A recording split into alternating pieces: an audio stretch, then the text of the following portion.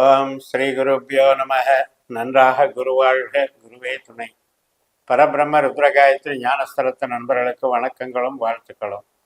இந்த பதிவில் ரிஷப லக்னத்திற்கு 10 நாட்களுக்கான பலன், அதாவது செப்டம்பர் 1 முதல் செப்டம்பர் 10 வரை உள்ள நாட்களுக்கு நமது ரிஷப லக்னத்திலிருந்து சந்திரன் எந்தெந்த நட்சத்திரத்துக்கு போகிறார் என்பதை பற்றி பலன்கள்.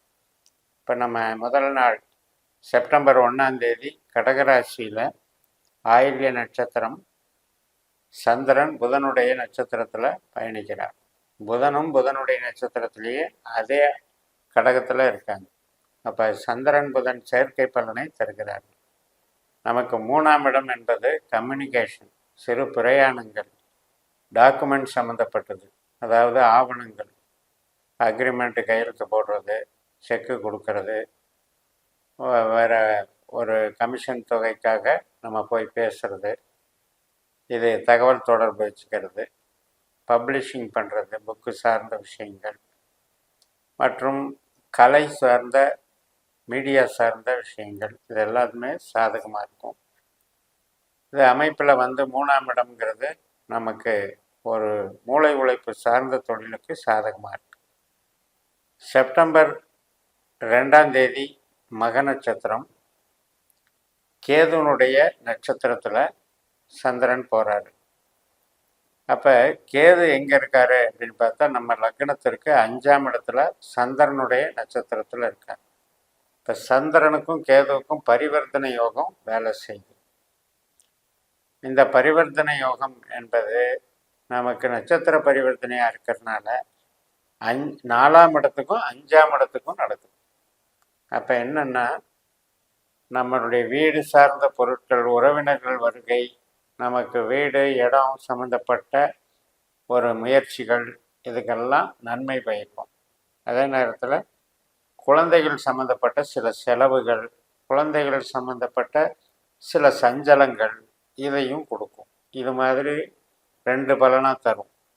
அதே நேரத்தில் வேலை பார்க்குறதுக்கும் உழைப்புக்கும் நம்முடைய தொழில் பாவத்துக்கும் நல்லா இருக்கு. செப்டம்பர் 3ஆம் தேதி செவ்வாய்க்கிழமை பூர நட்சத்திரம், சுக்கிரனுடைய நட்சத்திரம்.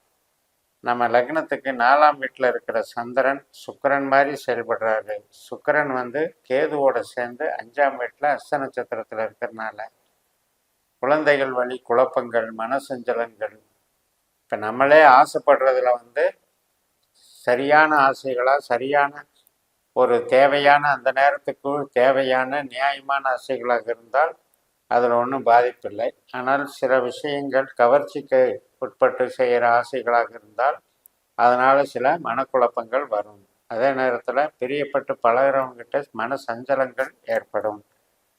சுக்கிரன் கேது சேர்க்கைக்குன்னே தனியாக பல பதிவுகள் போட்டிருக்கேன். இதெல்லாம் அந்த சுக்கிரனுடைய தன்மையை கேது கெடுக்குதுங்கிற அர்த்தத்தில் செயல்படும். செப்டம்பர் 4ஆம் தேதி உத்தர நட்சத்திரம், அதாவது கன்னி ராசியில் 2ஆம் பாதம் இருக்குது. காலையில் 9:54க்கு சிம்ம ராசியிலிருந்து சந்திரன் 1ஆம் பாதத்திலிருந்து 2ஆம் பாதத்துக்கு மாறிடுவார். அப்போ சூரியன் சிம்ம ராசியில் சுக்கிரனுடைய நட்சத்திரத்தில் இருக்குது. அப்போ அந்த சூரியன் சுக்கிரனை போல செயல்படுறாருன்னு அர்த்தம். இப்போ முதல் நாள் சுக்கிரனுடைய நட்சத்திரம், 2ஆவது நாள் சூரியனுடைய நட்சத்திரம். இந்த சுக்கிரனுடைய நட்சத்திரத்தில் சுக்கிரன் செவ்வாய்க்கிழமை அன்னைக்கு கேதுவோடு சேர்ந்து சந்திரனுடைய நட்சத்திரத்தில் இருந்தது. இந்த புதன்கிழமை அன்னைக்கு உத்தர நட்சத்திரத்தில் சூரியன் சுக்கிரனுடைய நட்சத்திரத்தில் இருக்கிறதுனால 5ஆம் வீட்டில் இருக்கிற சுக்கிரனுடைய பலனும் இங்கே வேலை செய்யும். அதனால் இந்த 2 நாட்களுமே நமக்கு குழந்தைகள் சார்ந்த, நம்மளுடைய விருப்பம் சார்ந்த ஒரு ஆசிலேஷன் மைண்டு, குழப்பங்களை தவிர்க்கணும். செப்டம்பர் 5ஆம் தேதி அஸ்த நட்சத்திரம். இந்த அஸ்த நட்சத்திரம் அப்படிங்கிறது நம்ம காலையில் 6:13 தொடங்குகிறது. இந்த அஸ்த நட்சத்திரத்தில் தான் சுக்கிரனும் கேதுவும் இணைஞ்சிருக்காங்க.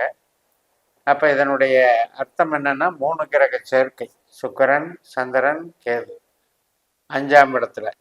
இப்போ இந்த 5ஆம் இடம் என்பது நமக்கு மூளை உழைப்பு சார்ந்த வேலைகள், கமிஷன் வகைகள், இந்த மாதிரி விஷயத்துக்கு இது அப்படியே சாதகமாக கொண்டு போயிட்டுருக்கும். ஆன்மீகத்தில் இருக்கவங்களுக்கு, உபாசனை பண்ணுறவங்களுக்கு கேது வந்து ஞானகாரகனாக வேலை செய்கிறதுனால அது கொஞ்சம் இதாக இருக்கும். மற்றபடி கலைகள் சார்ந்த பணிகள், விருப்பங்கள், நம்மளுடைய ஒரு உறவு சார்ந்த விருப்பங்கள், இதில் எல்லாம் கொஞ்சம் இந்த சந்திரன், சுக்கிரன், கேது ஆண் பெண் உறவில் குழப்பங்களை கொண்டு வருங்கிறத மனசில் வச்சுக்கணும். செப்டம்பர் 6ஆம் தேதி சித்திரை நட்சத்திரம் காலையில் 9:24 அவர் செவ்வாயினுடைய நட்சத்திரம்.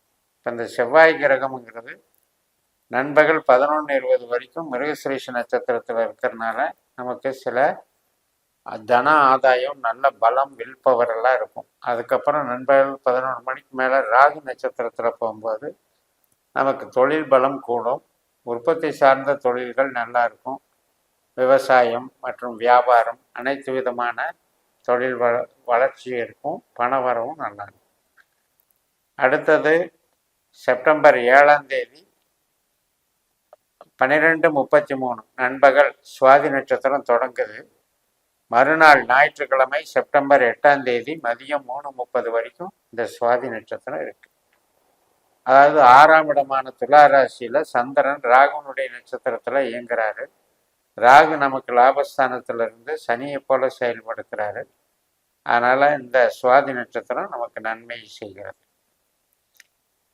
இந்த 9ஆம் தேதி மதியம் 3:30க்கு குருவனுடைய விசாக நட்சத்திரம் தொடங்குகிறது.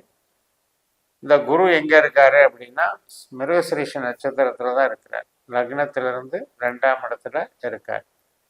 அப்போ அது வந்து பண வரவுக்கு உண்டானது, பேச்சுக்கு உண்டானது, வளர்ச்சிகள் நல்லா இருக்கும்.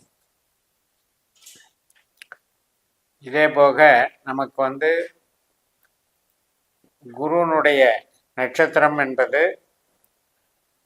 குருவனுடைய நட்சத்திரத்தில் யார் இருக்காங்க அப்படின்னா சந்திரன் இருக்கார். குரு வந்து செவ்வாயினுடைய நட்சத்திரத்தில் இருக்கார். அதனால் நமக்கு சுப விரயங்கள் ஏற்படும்.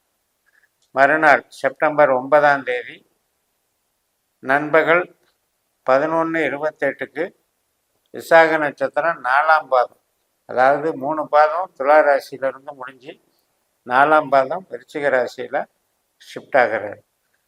அப்போ குரு வந்து அங்கே நமக்கு 7ஆம் பாவத்தில் இருக்கிற சந்திரனாக வேலை செய்வார், லக்னத்தில் இருக்கிற குருவாக வேலை செய்வார். அதனால் நமக்கு ஒரு சிந்தனை சார்ந்த செயல்பாடுகள், புதிய திட்டங்கள், ஒரு மாதிரி ஒரு பொதுத்தன்மையான எண்ண அலைகள் ஓடும். எல்லா உறவுகளையும் சரிசமமாக பார்க்கக்கூடிய தன்மைகள் வரும். அதுக்கப்புறம் அனுஷ நட்சத்திரம் 6:03 தொடங்குகிறது. சனியினுடைய நட்சத்திரம். இது வந்து செப்டம்பர் 10ஆம் தேதி ஃபுல்லாகவே இருக்குது, நைட்டு 8 மணி வரைக்கும் இருக்குது. இப்போ இந்த அனுஷம்ங்கிறது சனியினுடைய நட்சத்திரங்கிறதுனால சனியும் குருவனுடைய பூரட்டாதி நட்சத்திரத்தில் இருக்கிறதுனால நமக்கு குருவனுடைய பலனை தான் தருவார். அப்போ இந்த 2 நாளும் ஒரு மாதிரி, ஞாயிறு, திங்கள், செவ்வாய் இந்த 3 நாளுமே நம்மளுடைய சிந்தனைக்கு ஒரு புதுவிதமான முயற்சிகளுக்கு உத்வேகம் கொடுக்கும். அதனால் நமக்கு ஒரு வில் பவர் இன்க்ரீஸ் ஆகும். புதிய செயல் திட்டங்களை நீங்கள் வடிவமைச்சு அதனால் உழைப்பதற்கு அதை பயன்படுத்தி அதனால் ஒரு கோல் வந்து செட் பண்ணி அதுக்காக பாடுபடுவீங்க. ஸோ அந்த முயற்சிகள் வந்து பலனளிக்கும். அதனால் இந்த வாரம் 10 நாட்களில் நம்ம தெரிஞ்சுக்க வேண்டியது என்னென்னா குருமங்கள யோகம். குருவும் செவ்வாயும் செவ்வாயினுடைய நட்சத்திரத்தில் இருக்கிறது, சுக்கிரனும் கேதுவும் இணைஞ்சு இருக்கிறது, செயற்கை பலனை கொடுக்கறது.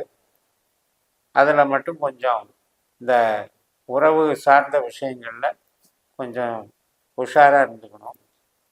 அடுத்தபடியாக நமக்கு புதன் ஒரு 4ஆம் தேதி வரைக்கும் ஆயில்ய நட்சத்திரத்திலே இருக்கிறது ஒரு சிறப்பு. அதனால் வந்து நம்மளுடைய கம்யூனிகேஷன் ஸ்கில்லு மற்றும் நம்மளுடைய அறிவு, நம்மளுடைய டிசைனிங், கிரியேட்டிவிட்டி மைண்டு இதெல்லாமே நமக்கு நன்மை தருவதாக இருக்கும் என்று கூறி நிறைவு செய்கிறேன். இந்த சேனலை சப்ஸ்கிரைப் பண்ணி ஷேர் பண்ணுங்கள். உங்கள் தனிப்பட்ட ஜாதக பலாபலன்களை என்னுடைய வாட்ஸ்அப் நம்பரில் தொடர்பு கொண்டு பலன் பெறுங்கள். உங்களிடமிருந்து விடைபெறுகிறேன். உங்கள் JMS. நன்றி, வணக்கம்.